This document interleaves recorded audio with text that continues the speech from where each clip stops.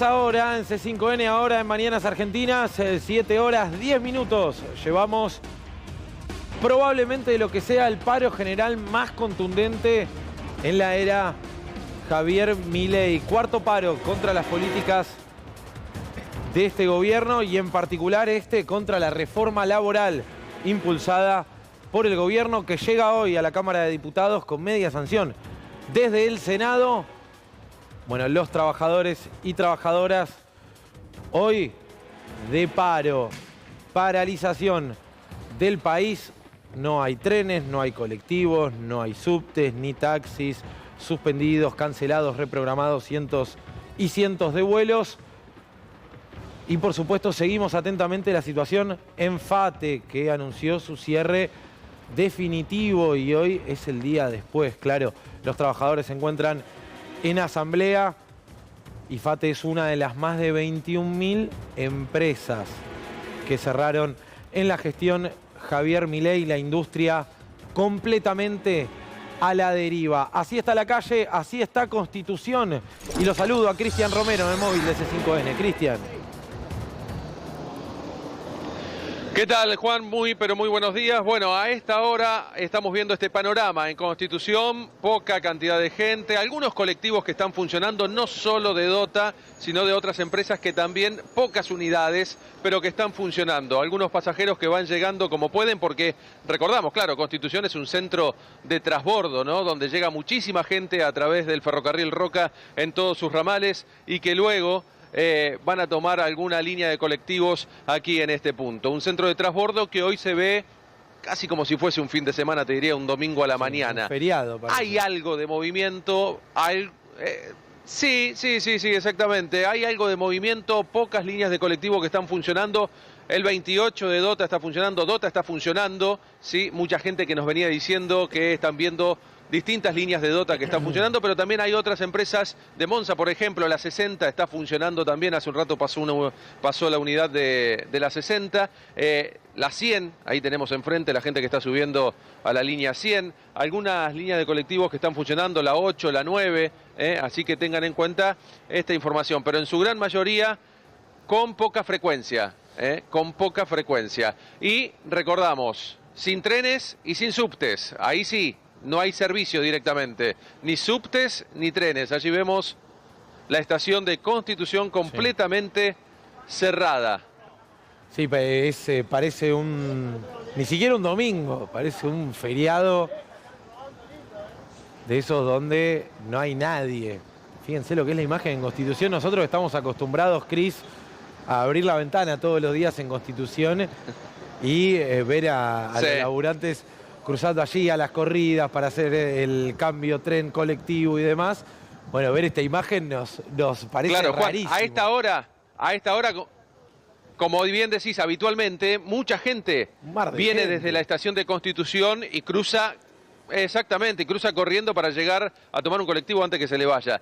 Hoy el panorama es muy tranquilo, casi como un feriado, casi como un domingo, pero lo que hay que decir que algunas líneas no adhirieron a esta medida de fuerza, que son de un sindicato que se podría decir paralelo, en este caso a la UTA, así que están agrupados en otro sindicato y allí es donde estas líneas de colectivos están funcionando. Por otra parte, en un ratito nada más está previsto, Juan, un corte en el puente Pueyrredón a partir de las 8 de la mañana.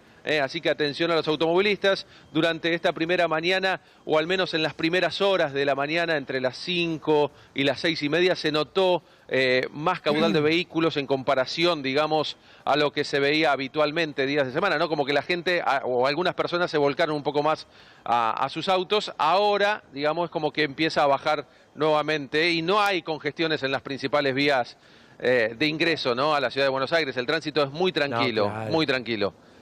Claro, totalmente.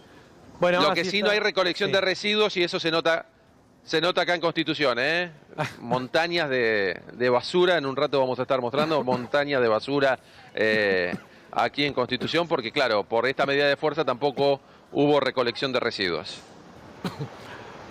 Bueno, muy bien, Cris, ahí está entonces el panorama en Constitución. 7 horas 15 minutos llevamos ya del paro general. Constitución, bueno, un desierto y con algunas filas esperando la llegada de alguna de las poquísimas líneas de colectivo que están funcionando. Cris, si te parece, hablemos un poco con la gente en la medida que podamos. Ahí vamos a charlar un poco con la gente. Buenos días. ¿Hace mucho que estás esperando colectivo? Hace 10 minutos llegué. 10 minutos, más o menos, algo tolerable. Sí, hace un rato salí. ¿Qué línea esperás? 51. 51, bueno, gracias.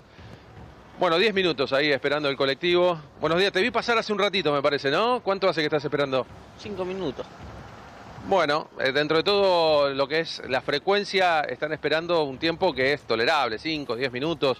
Muy buenos días. ¿Hace mucho que están esperando el colectivo? Bueno.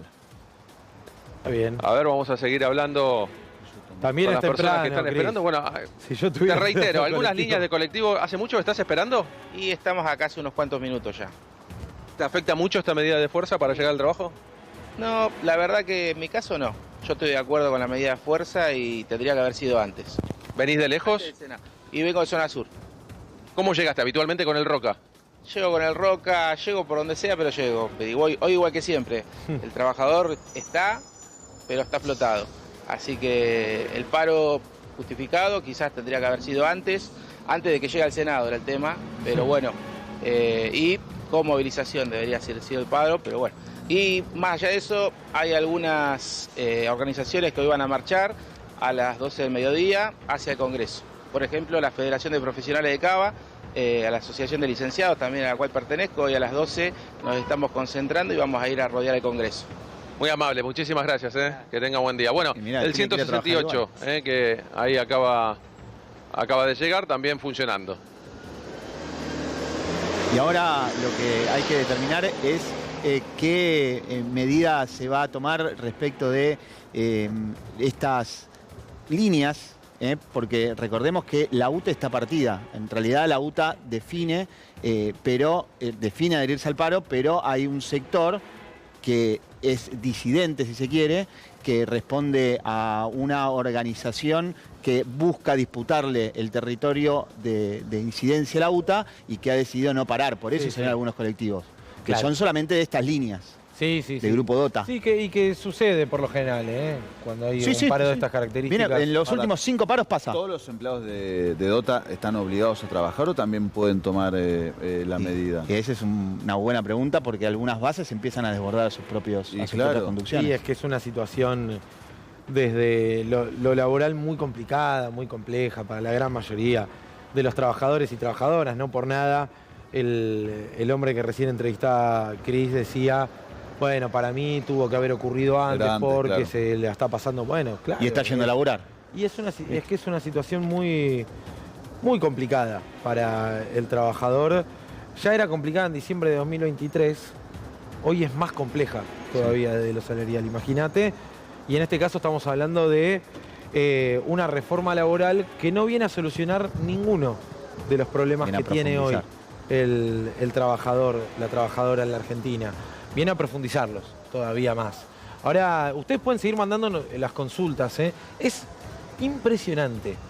Cada vez que abrimos la posibilidad de que la gente nos mande su pregunta respecto a, bueno, qué hay en la reforma laboral que va a modificar su día a día en el vínculo con el empleador, la cantidad de preguntas que hay sobrevolando que te da la pauta que esto no fue discutido, pero ni un poco, de cara a la sociedad. El apuro con el que el gobierno quiso tratar esto, quiso que no se hable de esto en verano, en extraordinarias. Primero querían tratar el 26 de diciembre, no llegaron, lo trataron entre gallos y medianoche, lo mandan a diputados. Ayer la exposición de los especialistas duraba 5 minutos.